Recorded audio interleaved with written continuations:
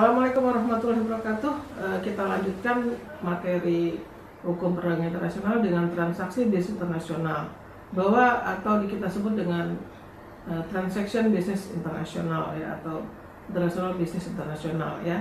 Transaksi bisnis internasional yang luas pemakaiannya mencakup semua transaksi atau hubungan ekonomi di mana semua pihak yang terlibat berasal dari satu negara.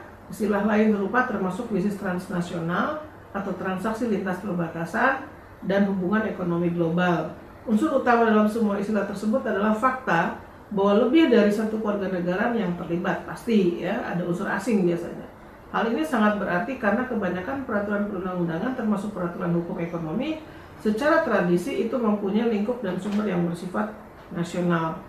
Jika suatu badan usaha bergerak dalam kegiatan bisnis internasional yang berbeda dengan kegiatan bisnis dalam negeri atau semua dalam batas-batas suatu negara, maka badan usaha tersebut perlu mempertimbangkan dan mengikuti peraturan hukum ekonomi yang berlaku di negara-negara lain di mana badan usaha tersebut beroperasi. Jelas, di mana badan hukum itu beroperasi, dia harus tunduk pada hukum yang berlaku di sana, ya.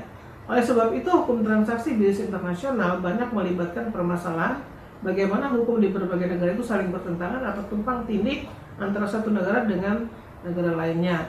Bahwa belakangan ini kebanyakan negara di dunia sudah mengambil langkah-langkah untuk mengurangi pertentangan dan tumpang tindih tersebut dengan menciptakan perangkat peraturan hukum ekonomi yang multilateral, yaitu peraturan yang melintasi batas negara dan dapat diberlakukan sama di semua negara-negara peserta. Transaksi bisnis internasional dapat digolongkan dalam 3 bagian, yaitu jual beli barang lintas perbatasan, 2 memberi lisensi produksi di luar negeri, dan ketiga PMA secara langsung atau direct investment. Adapun jual beli barang internasional ini adalah kontrak dagang internasional yang terdiri dari 2 pihak atau lebih yang saling mengikatkan diri satu sama lain, khususnya dalam kegiatan jual beli barang internasional dan untuk mengatur segala sesuatunya yang telah disepakati bersama dan mempunyai mengandung unsur asing atau foreign element.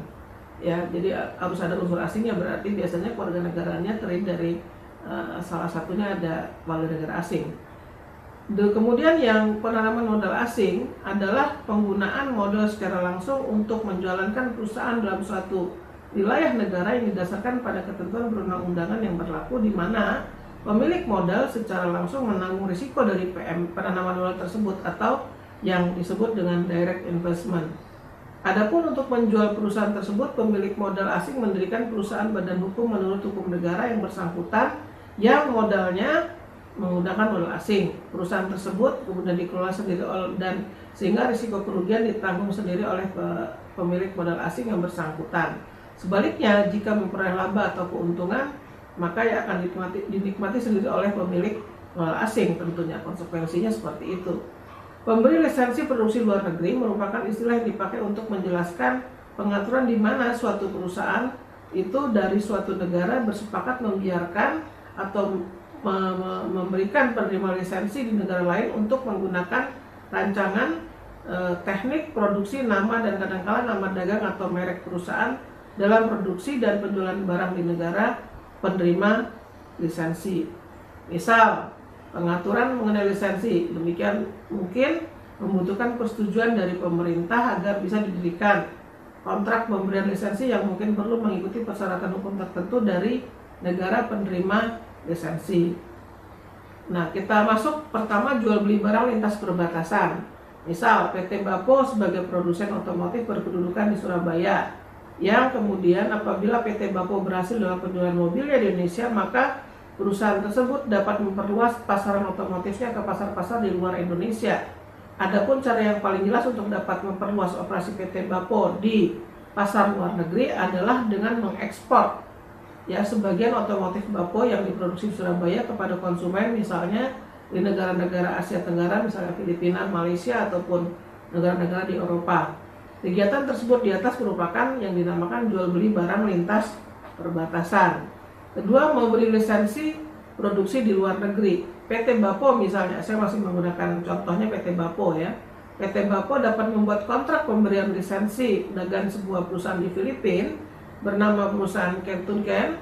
Berdasarkan kontrak lisensi tersebut, perusahaan Ketunken akan memproduksi otomotif dengan memakai teknologi yang dikembangkan oleh PT Bapo, misalnya mulai dari rancangan, mesin khusus, teknik produksi, dan sebagainya. dan akan menaruh nama Bapo di mobil-mobil yang diproduksi oleh Kenton Ken di Filipina dan menjualnya di Filipina dan Thailand. Untuk hak menggunakan teknologi dan nama Bapo serta menjual otomotif tersebut di Filipina dan Thailand, maka berdasarkan kontak lensi tersebut, perusahaan Kenton Ken diharuskan untuk membayar sejumlah uang kepada PT Bapo dengan jumlah yang sudah ditentukan dan disepakati setiap tahunnya, kemudian ditambah dengan royalti dengan jumlah tertentu untuk setiap otomotif yang diproduksi berdasarkan kontrak lisensi tersebut.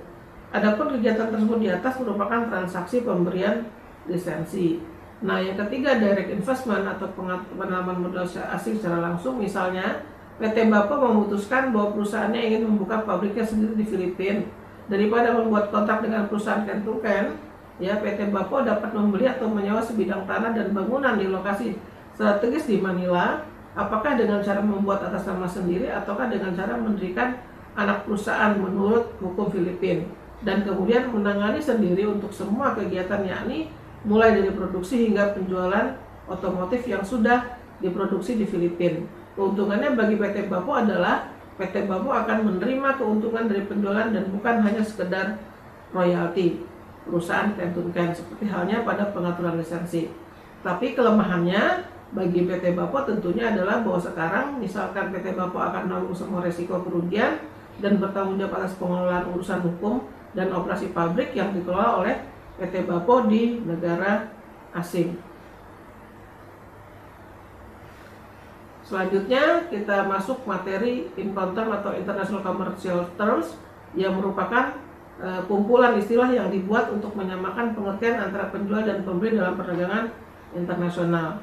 Fungsi Incoterms adalah satu, biaya-biaya transportasi, asuransi, pajak, dan lain sebagainya.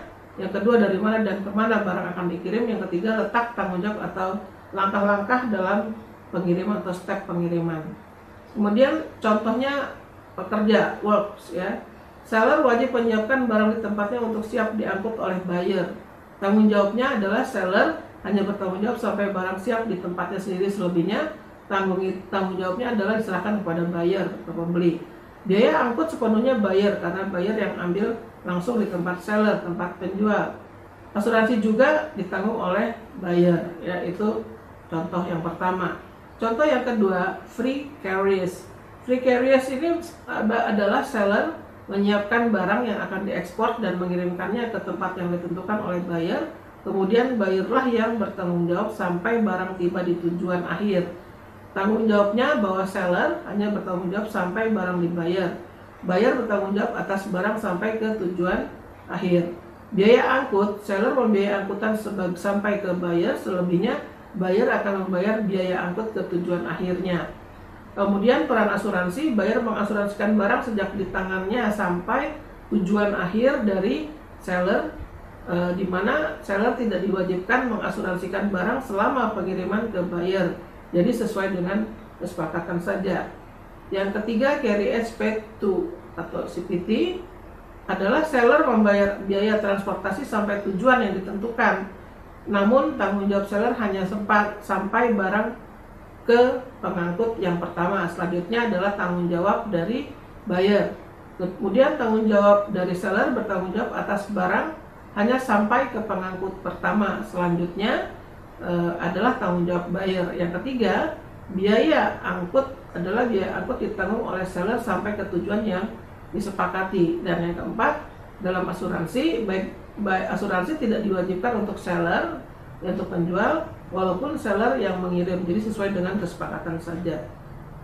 CIP atau Carriage and Insurance Paid, di mana seller membayar biaya transport sekaligus asuransi sampai barang di tempat yang ditentukan. Tanggung jawab berpindah ke buyer saat barang sampai pada pengangkut pertama. Kemudian tanggung jawabnya bahwa seller bertanggung jawab sampai barang di pengangkut pertama. Selanjutnya adalah tanggung jawab buyer. Biaya angkut ditanggung oleh seller dan biaya asuransi ditanggung oleh seller. Ya, selanjutnya kelima, debt atau delivery of terminal. Itu akan seller membiayai barang sampai ke terminal yang ditentukan. Buyer bertanggung jawab atas biaya yang dikeluarkan dalam biaya importnya. Kemudian buyer bertanggung jawab sejak barang dibongkar di terminal. Tanggung jawabnya, seller bertanggung jawab sepenuhnya sampai barang di terminal tujuan.